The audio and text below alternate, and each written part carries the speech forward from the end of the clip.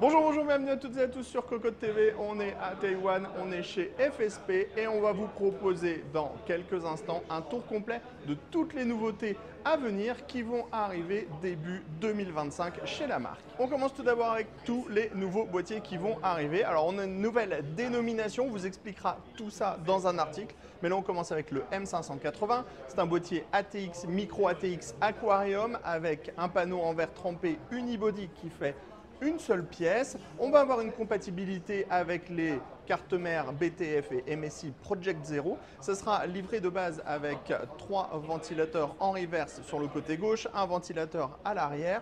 Et au niveau du tarif, puisqu'on les a, on sera entre 100 et 139 $, donc à déterminer selon la version, selon qu'il va être blanc. Ensuite, on va avoir le S380. Donc 380, ça veut dire qu'on est sur un format plus petit. Puisqu'on va être sur du micro ATX et on sera sur un tarif qui sera entre 80 et 99 $. Ici, on va retrouver un boîtier de type Aquarium avec 2 panneaux en verre trempé. Donc, on va avoir une séparation ici à l'avant. On va avoir 2 ventilateurs dans le fond qui sont de type reverse et un ventilateur arrière en RGB. On pourra installer des ventilateurs additionnels dans la partie basse, du SSD à l'avant ou du HDD. Et on va avoir une backplate à l'arrière pour pouvoir installer tout ce qui va être alimentation et SSD additionnel puisqu'on est sur un boîtier qui est Aquarium de type Dual Chamber. Ensuite, petit modèle très intéressant, le S190, donc S pour Small. 190 qui veut dire qu'on sera sous les soit 54 $ pour ce modèle, donc bien sûr avec la TVA et tout, ça fera des prix qui seront un peu différents. On est sur un boîtier donc, qui propose une vue intégrale sur le hardware avec 3 panneaux en verre trempé. Ici on a le petit système d'accroche. C'est clipsé, donc ça fonctionne très très bien. C'est livré de base aussi avec 2 ventilateurs qui sont en reverse sur le côté droit, donc ça c'est ultra bien. Un ventilateur additionnel à l'arrière et on est sur du ITX Micro ATX. On enchaîne avec le U690. Alors le U690, il y a pas mal de choses à dire dessus. Donc on est sur un boîtier, j'ai envie de dire un boîtier super panoramique puisqu'on va avoir 3 panneaux en verre trempé. Ça va être livré avec une tonne de ventilateurs à l'intérieur. Des ventilateurs qui sont assez rigolos puisque, outre le fait qu'on ait beaucoup de RGB, on a aussi un petit compteur digital ici qui va donner le nombre de tours par minute. On a les ventilateurs qui sont en reverse, donc ça c'est pas mal pour le flux d'air. Et sur la partie avant, on va retrouver un panneau de contrôle qui va permettre de changer la couleur du RGB par exemple. On pourra également couper ou allumer la lumière en appuyant sur le bouton longtemps et on pourra aussi faire varier la vitesse des ventilateurs entre un mode silent, un mode middle, un mode high et un mode super haut où on va avoir tous les ventilateurs qui vont se mettre à 2500 tours. Et au niveau du RGB, c'est assez travaillé puisqu'on va même avoir en fait la partie en haut qui va être RGB. Et là, on est aussi compatible BTF et Project Zero. Alors, on a des gros reflets, on est désolé. Et ça sera compatible avec de l'ATX. Et vous voyez, pour le système d'ouverture, c'est assez simple. On a tout clipsé et on va retrouver tous les passages pour pouvoir installer les cartes mères avec les connecteurs reverse. Toujours sur les boîtiers, on a ce mock-up qui va arriver prochainement. Donc, c'est un boîtier intégralement méché. On a l'inspiration du Qt 593 qui était sorti l'année dernière. Donc on va retrouver le panneau qui se détache à l'avant pour avoir un accès aux composants. On va avoir ici une sorte de tunnel qui va venir guider le flux d'air vers le GPU. On a du cable management, c'est intégralement avec des panneaux qui sont clipsés. Donc toujours pas de compatibilité BTF puisque pour le moment il y a assez peu en fait de cartes mères qui sont disponibles sur le marché. Et en plus on est sur des tarifs qui sont relativement élevés. Et ce boîtier il est plutôt, on doit le dire, mignon comme tout.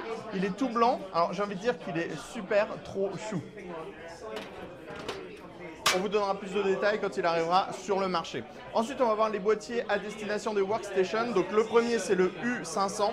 Donc, on est sur du boîtier Ultra Airflow, donc avec du mesh à l'avant, du mesh sur le dessus, du mesh sur les côtés. On va retrouver des dispositifs pour mettre du ventilateur en 120-140 mm absolument partout. On a une compatibilité avec les cartes mères jusqu'en EATX et XL ATX. On a une compatibilité avec les back connectors. On va retrouver pas moins de 9 slots d'extension sur le côté pour pouvoir mettre beaucoup de cartes graphiques. Et après, on est sur une structure un peu classique. On pourra rajouter des ventilateurs dans le fond. Donc, c'est un boîtier ultra complet. Mais on a encore plus costaud le U700. Donc le U700, c'est un énorme boîtier workstation avec des panneaux en aluminium de 2 mm d'épaisseur. Alors on ne va pas pouvoir l'ouvrir. C'est monté sur roulette. Franchement, c'est lourd, mais sur les roulettes, ça le marche hyper bien. Mais ce que je voulais vous montrer surtout, c'est ici, on a 14 slots d'extension, puisqu'en fait, ce boîtier, il est fait pour pouvoir intégrer 4 RTX 4090 ou 4 futurs RTX 5090. Donc on met une grosse carte mère avec ces cartes mères qui proposent pas moins de 9 PCI Express à l'intérieur. Et avec des risers, on va venir déporter certains ports et comme ça on pourra installer pas moins de 4 cartes graphiques à l'intérieur. Et pour pouvoir piloter tout ça, on pourra par exemple utiliser la nouvelle Canon 2500 watts. Donc on a un rail 12 volts à l'intérieur qui fait pas moins de 200 ampères, c'est absolument énorme. Et à l'avant, on va retrouver 4 connecteurs 12V26, donc ce qui veut dire qu'on pourra piloter 4 cartes graphiques absolument énormes et aussi un gros CPU. Mais ok, c'est gros, 2500 watts. Je vous montre la différence. Ici, on a 2500 watts, ici, on a 2400 watts dans un tout petit boîtier. Donc ça, c'est une alimentation professionnelle qui est en plus redondante. Donc ce qui veut dire que dans ce boîtier, on va retrouver 2 fois 2400 watts. Donc on a 4800 watts au total. Ce qui veut dire qu'on a plus de 400 ampères sur le 12 volts puisqu'on a 2 fois 200 ampères. C'est ventilé avec des tout petits ventilateurs de 40 mm. Donc quand ça turbine à fond. Et alors, on se posait la question de comment on fait pour passer autant de puissance sur certains câbles, comme les 12V26 par exemple. Regardez, ici, il y a les 2400 watts qui vont passer avec un simple connecteur grid comme ça. Et à l'intérieur, ça va venir sans branche. Alors, je vais y arriver. Voilà. Ensuite, à l'intérieur, on a comme une sorte de connecteur PCI Express et on va avoir en fait les bandes ici en cuivre qui vont venir faire le contact à l'intérieur. Donc ça, c'est juste absolument énorme comme alimentation, alors que c'est tout petit. On reste sur les alimentations avec les Vita. Alors les Vita, on va passer rapidement. Alimentation Gold, plutôt accessible, disponible en modulaire, en non modulaire, en noir, en blanc, 80 plus Gold, les puissances 650, 750, 850, 1000 watts. On a déjà testé la 1000 watts, très bon modèle. Ensuite, on va avoir les gammes Advan, donc on va être sur du un petit peu plus haut de gamme, donc on est sur du 80 plus Gold également. 550, 650, 750, 850 watts au niveau de la puissance. Ça sera disponible en blanc, ça sera disponible en noir. On aura une garantie de 10 ans, on va avoir un ventilateur semi-passif. Enfin, on a les toutes dernières Mega TI. Donc ici, on est sur de l'alimentation haut de gamme en 80 plus titanium. On va avoir une garantie de 10 ans, un ventilateur semi-passif en 140 mm qui va être passif sous 40% de charge. On a des câbles intégralement modulaires.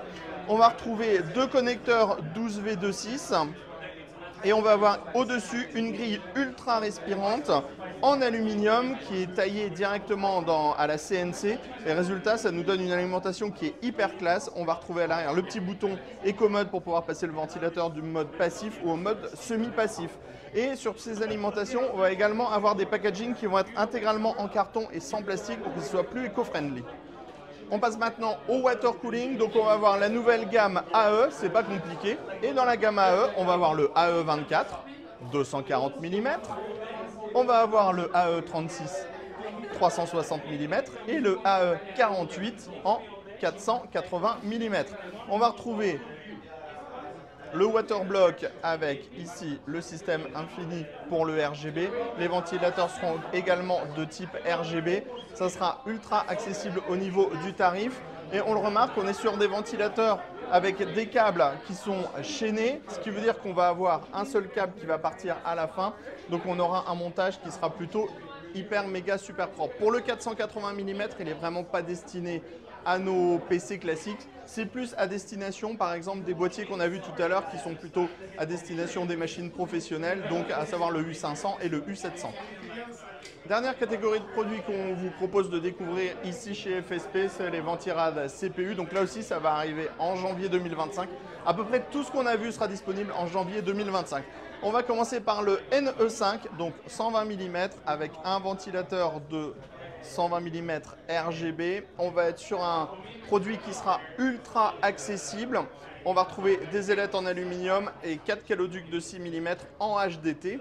Ensuite, on aura un petit peu plus haut de gamme le NP5. Donc, on va avoir un traitement qui va être quelque peu différent déjà sur la partie supérieure, puisqu'on va retrouver un top en aluminium. Ensuite, on va toujours retrouver un ventilateur en 120 mm de type ARGB avec, vous le voyez, on a une petite finition en aluminium également au niveau du ventilateur.